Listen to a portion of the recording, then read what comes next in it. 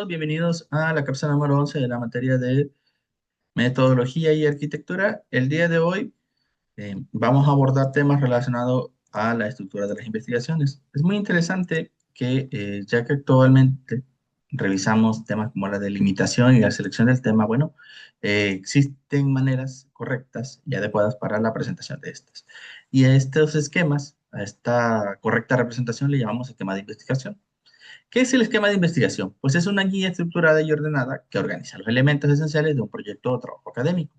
Funciona como el esqueleto o índice tentativo donde se distribuyen de manera lógica los apartados principales como problema, objetivos, marco teórico, metodología, cronograma, etcétera. En otras palabras, es el plan preliminar que indica qué se investigará, cómo se investigará y con qué propósito, antes de desarrollar el protocolo de investigación completo. ¿Cuáles son las funciones de un esquema de investigación? Bueno, primero tiene una función organizativa, ya que va a permitir estructurar las ideas y apartados de manera lógica y coherente. Va a servir como guía metodológica, porque va a señalar el camino a seguir en el proceso de investigación, evitando omitir elementos importantes. Asimismo, va a tener la función de proporcionar claridad y delimitación, pues va a ayudar a centrar el estudio, evitando la dispersión del tema. Va a ser un elemento planificador, pues va a servir para hacer la planeación del trabajo preliminar, así como distribuir actividades y tiempo. Y esa es una de las características más importantes de la estructura de los proyectos o anteproyectos, o, porque la planificación va a decirnos qué tiempo nos vamos a llevar, qué recursos vamos a necesitar, cuáles son las personas que van a estar involucradas y sobre todo va a permitir a nuestros mecenas o a nuestros patrocinadores poder entender cuál va a ser el alcance y uso de los recursos. La planificación creo que es de los elementos que más ayudan a convencer a los quórum para la aprobación de las investigaciones. También va a tener, en ese sentido, los proyectos de investigación, vamos a tener que tienen un elemento comunicativo, pues va a facilitar precisamente la presentación del proyecto a asesores, instituciones o comités académicos, ¿verdad? Una estrategia correcta de comunicación puede ayudarte a obtener con mayor facilidad aprobación para realizar sus investigaciones, ¿verdad? Y este proyecto, ¿verdad? Va a ser la base para el protocolo, que es el primer paso antes de redactar el documento formal del proyecto de investigación. Eh, esta pequeña estructura, que digamos que, como les decía, que son los esquemas de investigación, nos van a servir como base para impulsar cada una de las siguientes etapas y sobre todo el protocolo final, ¿verdad? Que nos va a servir ya para plantear seriamente el tema de investigación.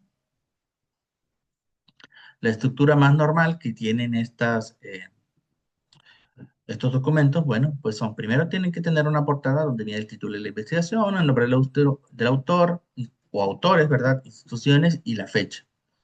Además, suelen incluirse otro tipo de cuestiones como algunas alegorías, en el caso de que correspondan a proyectos de investigación no académicos, sino más bien funcionales, ¿verdad?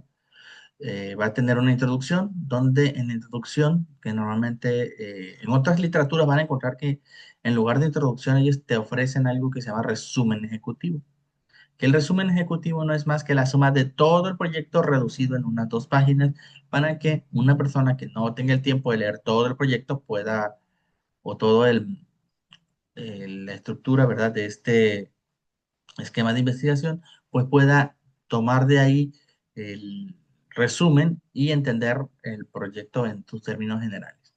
La introducción va a servir para presentar el tema, para contextualizar la problemática, justificar un poco la importancia y los alcances, además de las limitaciones. Como el tercer elemento, vamos a tener el planteamiento del problema, que va a ser básicamente la selección y delimitación del tema. Una vez que nosotros dimos la introducción y contextualizamos levemente a nuestra audiencia, pues vamos a hablarles directamente ya sobre el tema y sobre los riesgos que asumimos para hacer nuestra delimitación. Vamos a proporcionar, en cuarto lugar, una parte de marco teórico, es decir, una base pequeña que le permita dar unos antecedentes históricos y también antecedentes de investigación, eh, de conceptos, variables y definición conceptual para que la audiencia pueda identificar que no fue un tema que solamente ha sido de nuestro interés, o en caso que sea solo de nuestro interés, decir que tiene relación con otros fenómenos, ¿verdad? Tiene el marco teórico, tiene más bien un fundamento de hablar de conocimiento previo que nos va a servir para seguir desarrollando perfiles. Objetivos de investigación, hablar del objetivo general de investigar y los objetivos específicos, ¿verdad? En algunos casos también te sugiere que se pongan las preguntas de investigación.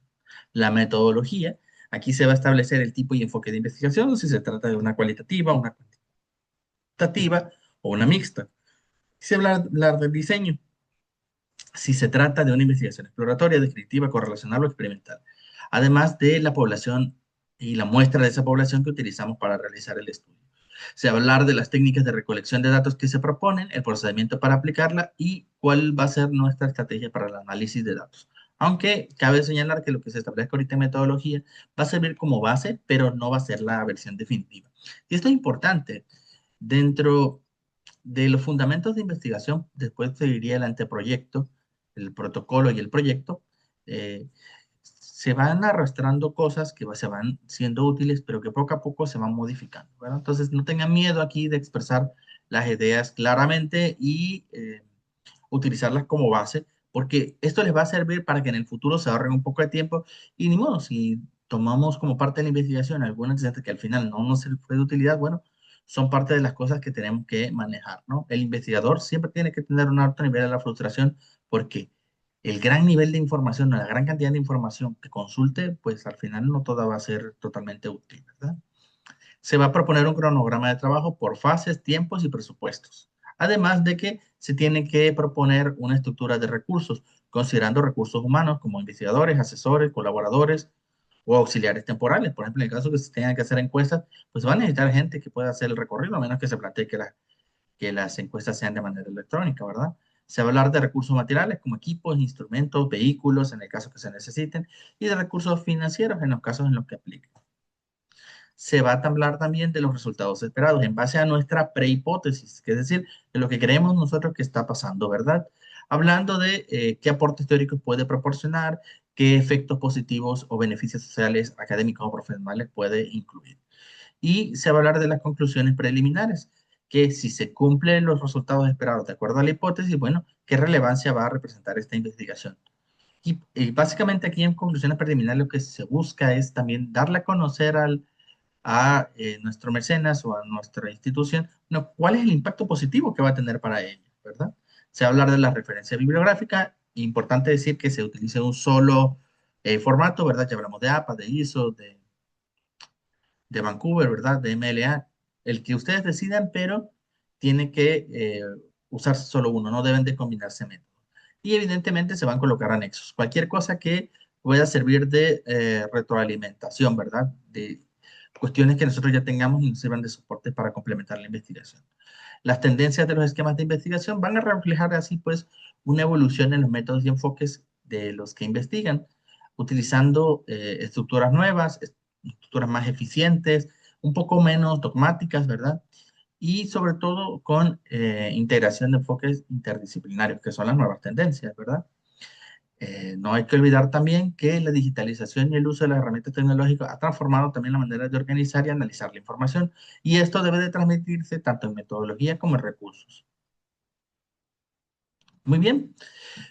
También es importante destacar la orientación hacia la investigación aplicada, donde los esquemas van a buscar vincular los objetivos teóricos con soluciones prácticas que respondan a necesidades concretas de la sociedad o de la industria.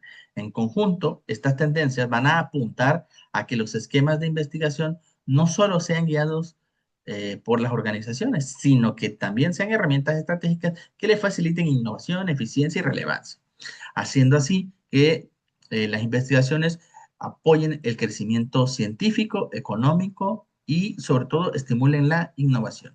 Como ven, un fundamentado y bien elaborado eh, esquema de investigación o fundamentos de investigación va a permitir que tengamos acceso a más recursos por medio de las personas o los elementos de apoyo que nos estén brindando para realizarlo. Muy bien, eso es todo por esta cápsula. Nos vemos en la siguiente.